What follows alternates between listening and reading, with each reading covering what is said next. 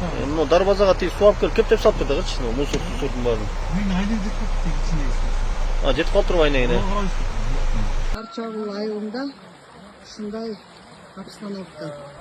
Үйлөрдүн баарын суу каптап, көбүрүктөргө чейин суу каптап, баягы запаска турган эмне картошкаларыбыз бар. Картошка, фасоль, амафос бар болчу.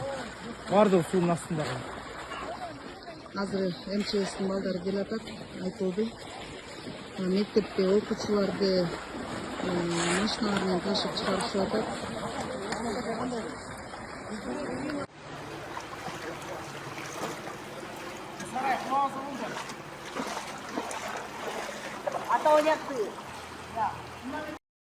Yok kaşat. Kara suyun ortası. Yok kaşat tutatlar ne? Kanal jabılıp kalgan okşayt da. Толуп калды. Толуп калды.